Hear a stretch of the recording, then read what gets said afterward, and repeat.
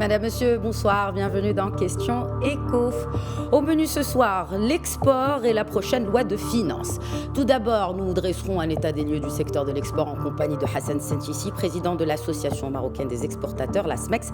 Il sera aussi question des propositions de cette association pour le projet de loi de finances 2021, propositions qui visent à relancer les exportations marocaine. Et puisqu'on parle PLF, en seconde partie de votre émission, nous revenons sur les principaux amendements apportés par la Commission des finances à la Chambre des représentants à la première partie du projet de loi de finances 2021, mouture, rappelons-le, adoptée à la majorité la semaine dernière, en compagnie de notre invité Saad Ben Mansour, directeur de publication et des rédactions de La Vie Éco et d'Aujourd'hui le Maroc. Nous reviendrons sur les objectifs, mais aussi et surtout les impacts potentiels de ces amendements sur l'entreprise et aussi sur le particulier. Bienvenue à tous.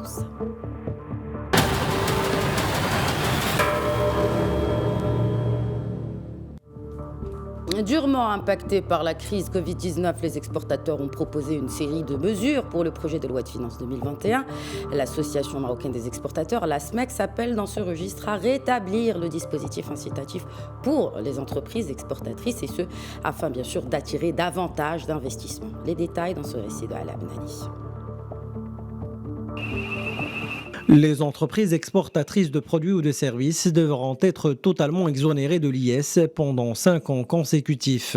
Telle est la profonde ambition des exportateurs qui s'estiment ignorés par le projet de loi de finances 2021. Après cette période, la SMEX propose d'adopter un taux d'imposition de 15%. Les exportateurs réclament aussi une exonération des plus-values à long terme réalisées sur les cessions de biens inscrits en immobilisation depuis plus de 8 ans. Autre demande, l'augmentation de la ligne budgétaire relative au remboursement des crédits de TVA. Cette enveloppe avait été fixée à 8,1 milliards de dirhams dans la loi de finances 2020 avant d'être ramenée à 6,3 milliards de dirhams. Ce montant a d'ailleurs été reconduit dans le projet de loi de finances 2021, ce qui suscite aussi des inquiétudes chez la SMEX. Les exportateurs souhaitent qu'une enveloppe de 2 milliards de dirhams leur soit dédiée pour le remboursement des crédits de TVA. Par ailleurs, les mesures proposées portent aussi sur l'exonération des charges fiscales et sociales pour préserver l'emploi pour tous les recrutements à compter du 1er janvier 2021. Enfin, la SMEX propose à ce sujet une exonération d'IR et de charges sociales dans la limite de 15 000 dirhams par mois. Et avec nous depuis le siège de la SMEX à Casablanca, Hassan Sentissi, président de l'Association marocaine des exportateurs, la SMEX. Bonsoir Hassan Sentissi et merci d'être avec nous. Bonsoir Lalla, avec plaisir. Avant de parler des détails de ces propositions de la SMEX, parlez-nous du timing de la formulation de celle-ci qui, rappelons-le, a été faite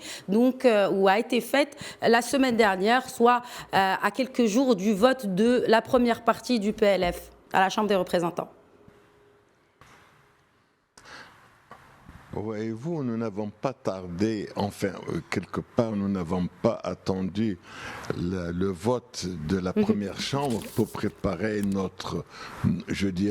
nos propositions, mais il était tout à fait naturel de recueillir d'abord auprès de tous les exportateurs, leurs revendications et en même temps être à l'heure avec la seconde chambre, parce que la première chambre, c'est une première lecture.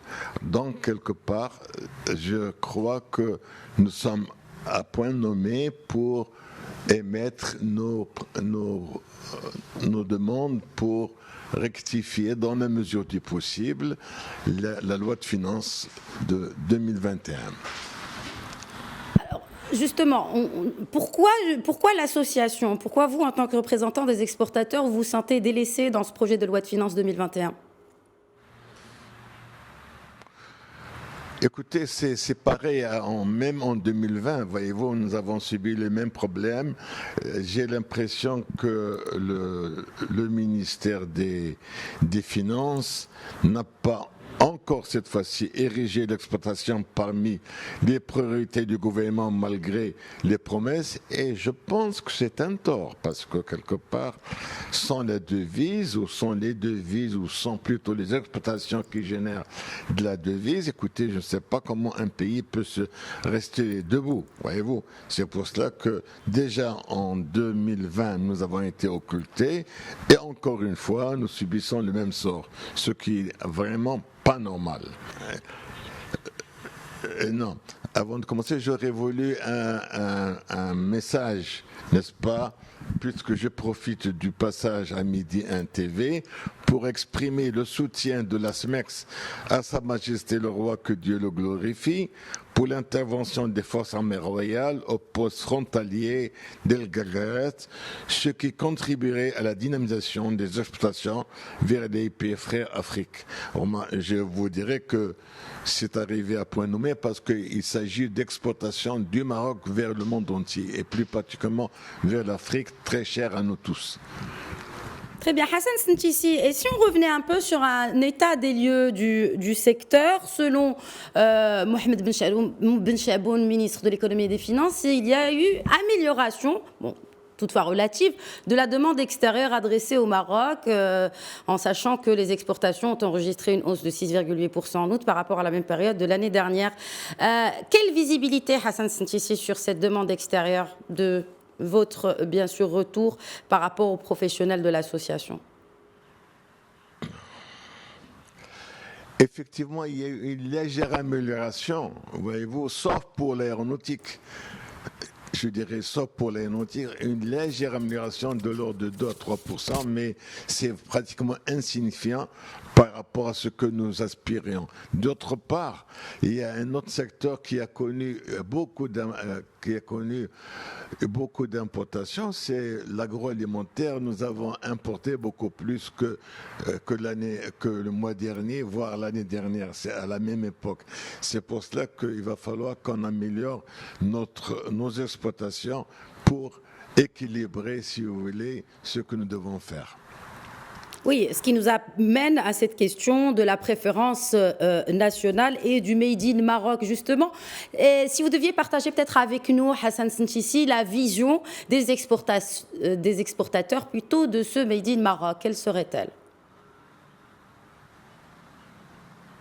Voyez-vous, la SMEX a été la première, voyez-vous, à demander à ce que le label Made in Moko soit établi pour toutes nos exportations. Malheureusement, c'est pas encore fait. Ça devrait se faire disons, avant la fin de cette année, puisque c'est le ministère du Commerce qui a pris la charge de cette opération. Je pense que ça va pas tarder. Mais par contre, consommer marocain, c'est évident. Le Marocain doit commencer par consommer ce que proposent et ce que fabriquent les sociétés marocaines avant d'importer, avant de commencer à consommer les produits importés.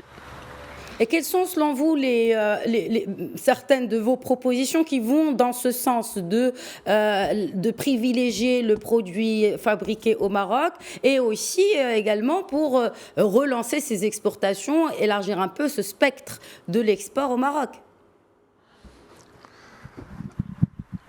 Écoutez, ça a été une drôle d'histoire, voyez-vous. L'Union européenne a saisi les deux ministres marocains l'année dernière pour, je dirais, bannir les avantages qu'octroyait le Maroc à nos unités susceptibles d'exporter. Donc, quelque part, les avantages ont été annulés l'année dernière pour permettre au Maroc de sortir de la liste grise. Malheureusement, ce qui nous a été demandé par l'Union européenne a été accepté, mais nous sommes toujours dans la liste grise, ce que je trouve incompréhensible, d'autant plus que c'est une opération de souveraineté. Je vous signalerai aussi que l'Union européenne a augmenté les avantages qu'elle donnait aux exportateurs européens, et nous voilà, voyez-vous, dans cette situation-là. Et que peut-on dire, n'est-ce pas, pour amener les investisseurs investisseurs potentiels à venir au Maroc. On n'a plus rien à leur offrir, voyez-vous, si ce n'est que le soleil que nous avons, mais voyez-vous, c'est très important. Il faudra, nous réclamons avec force le retour aux avantages qui ont été octroyés pour permettre aux Marocains d'aller vers les pays investisseurs et venir faire et investir au Maroc, ce qui est très important. Quid à présent de cette loi relative au statut de l'exportateur indirect, Hassan Sintisi? Où en est-on dans cette loi? Pourquoi, depuis son entrée en vigueur, en tout cas son adoption, toujours pas de décret d'application? Et quel impact justement sur les opérateurs de ces exportateurs indirects? Écoutez, vous me trouvez en train de poser la même question à moi-même, voyez-vous. La loi a été votée par le Parlement et pas d'état d'application, ce qui veut dire que peut-être cette loi ne sera plus gérable pour le Marocain. Écoutez, nous importons de la matière première pour essayer de l'exporter une fois valorisée. Mais cette loi n'est pas encore sortie, faute justement de l'état d'application. Alors, qu'est-ce qu'on peut faire pour la faire sortir le plus rapidement possible? Ceci, il y a un autre problème aussi, il y a une autre loi qui a été votée au Parlement, qui n'a pas encore vu le jour, c'est les régions enclavées. Voyez-vous, c'est pour aider la compétitivité des Marocains vers l'export. Eh bien, écoutez, la loi pour aider les régions enclavées n'a elle aussi pas vu le jour. Parlons justement de cette visibilité. Êtes-vous en mesure de confirmer que les choses devraient s'améliorer et continuer sur le train du mois d'août que nous avons cité tout à l'heure, et que la demande adressée au Maroc commence à reprendre un peu de couleur après cette crise Covid-19? Effectivement, il y a une petite reprise, je dirais très légère. On n'en est pas content de cette reprise, mais j'espère qu'avec je crois que le monde a besoin de nos produits. Et quelque part, nous aussi, on fait un maximum de progrès pour essayer d'exporter au maximum. Dites-vous bien une chose, c'est que le Maroc n'exporte que 0,15% des exploitations du monde et au tiers seulement du globe. Voyez-vous, nous essayons par tous les moyens d'augmenter nos exploitations et d'aller vers d'autres cieux pour essayer d'introduire nos produits. Et comment justement un PLF devrait favoriser cela selon vous? Pour terminer, Hassan Sintisi. Eh bien, c'est l'objet de notre demande, n'est-ce pas? On essaye de sensibiliser. Demain, on va essayer de voir l'ensemble des représentants dans la seconde chambre, n'est-ce pas? Pour les sensibiliser et afin de voter pour la cause pour laquelle nous sommes en train de travailler. Hassan Sintisi, président de l'ASMEX, merci beaucoup d'avoir répondu à nos questions. C'est moi qui vous remercie. Merci. Merci. Voilà pour cette première partie de questions écho. Passons à la seconde.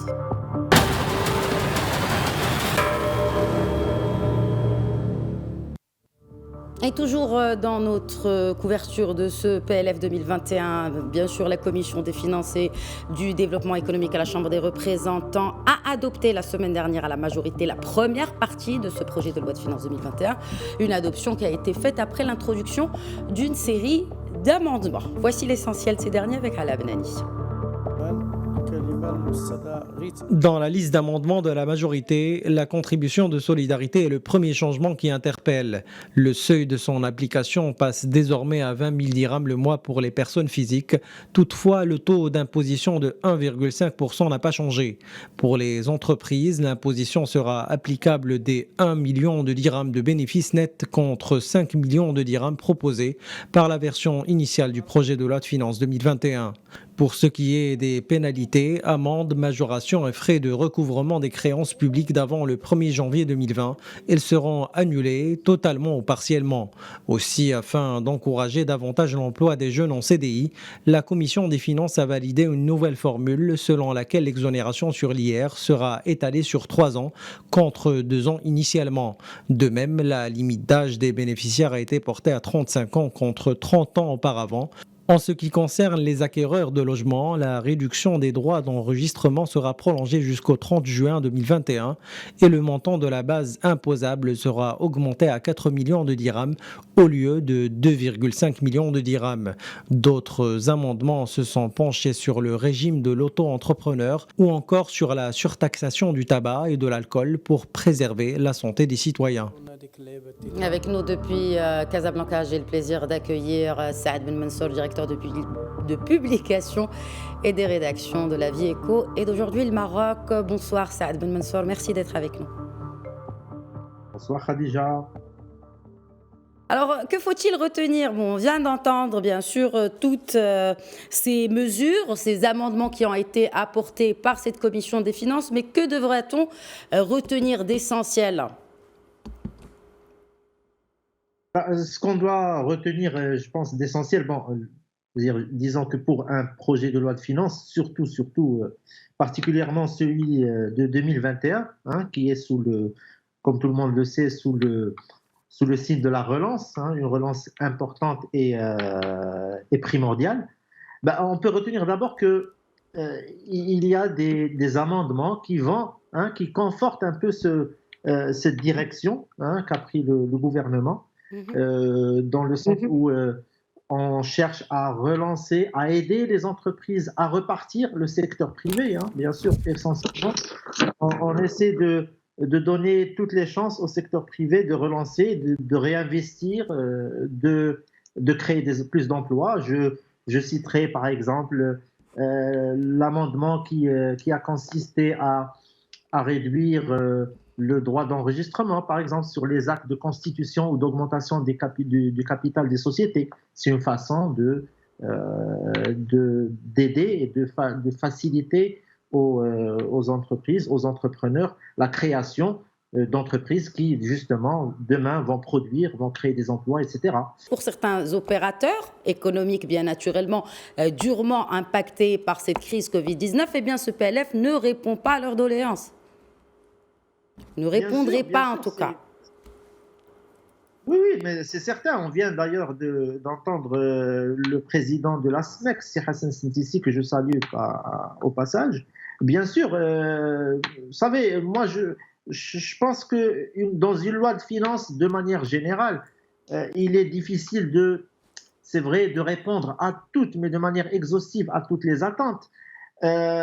Encore, a fortiori, quand il s'agit d'une loi de finances comme celle que nous sommes en train qui se prépare aujourd'hui, 2021, qui vient après une année, je dirais, catastrophique.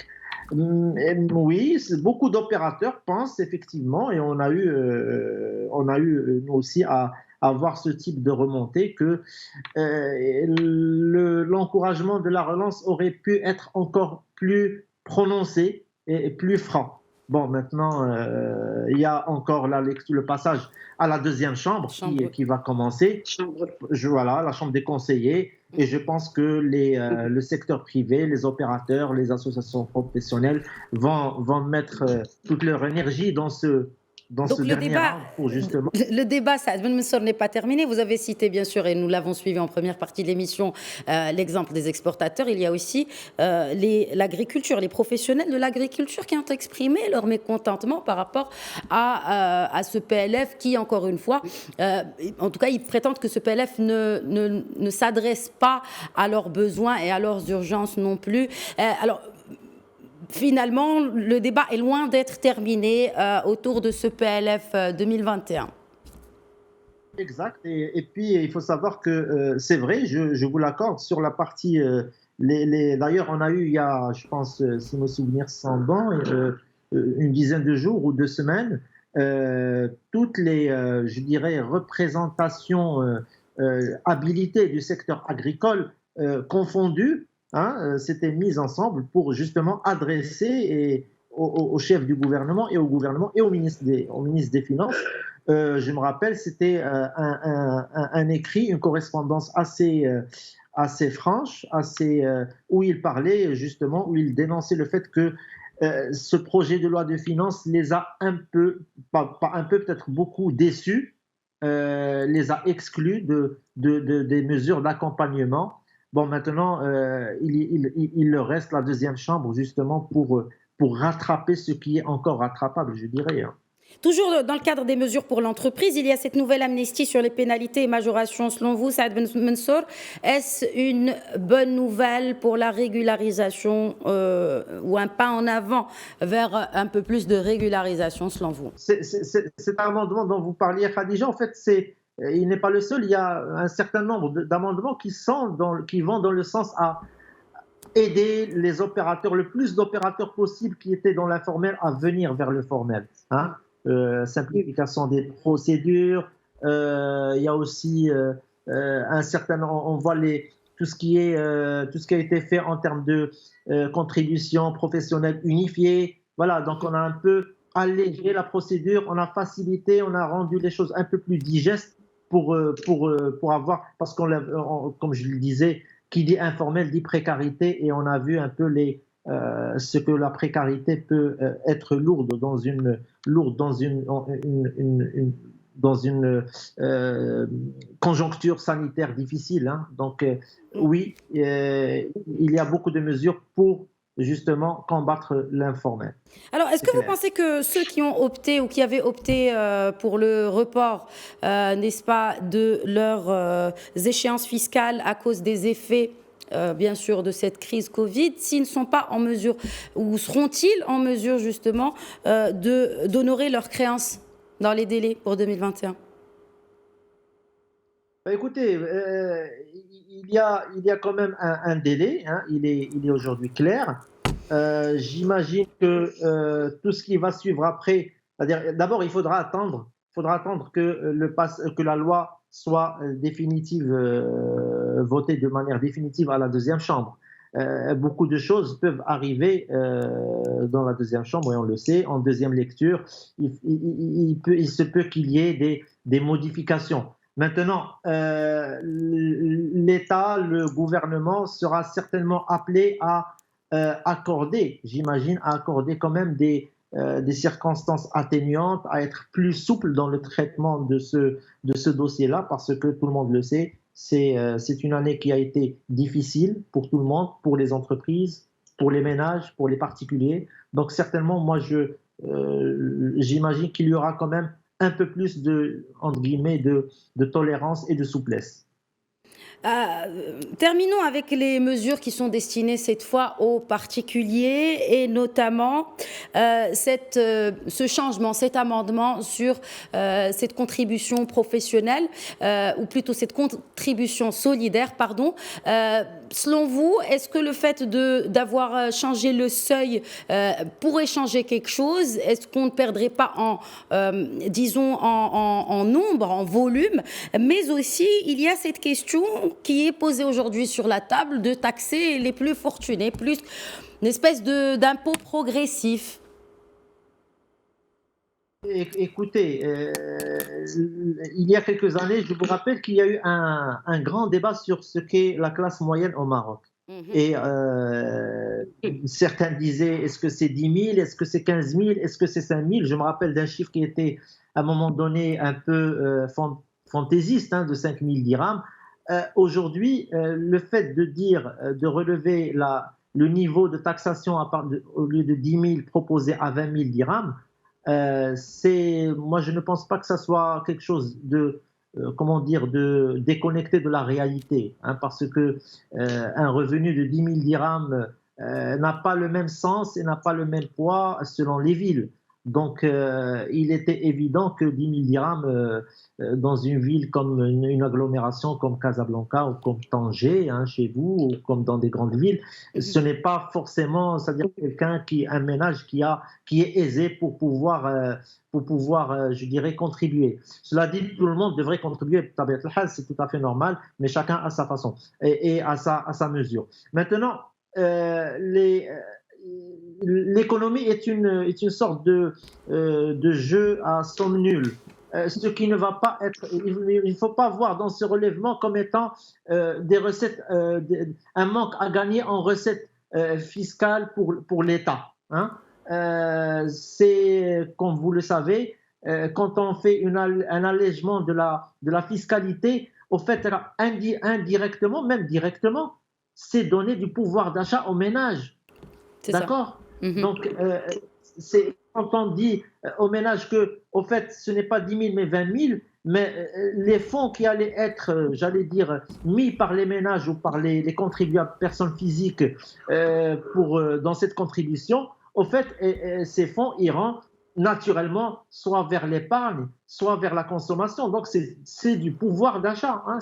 Donc, le fait que les députés et que le gouvernement ait accepté de relever le seuil de taxation de la contribution la contribution de solidarité de 10 à 20 000 dirhams, c'est une façon de donner du pouvoir d'achat, un peu plus de pouvoir d'achat aux particuliers. Très bien. Merci beaucoup, Saad Ben Mansour, directeur de publication et des rédactions de La Vie Éco et d'Aujourd'hui le Maroc, d'avoir répondu à nos questions. Merci. Merci. Voilà, c'est la fin de Questions Éco. Très bonne soirée à tous.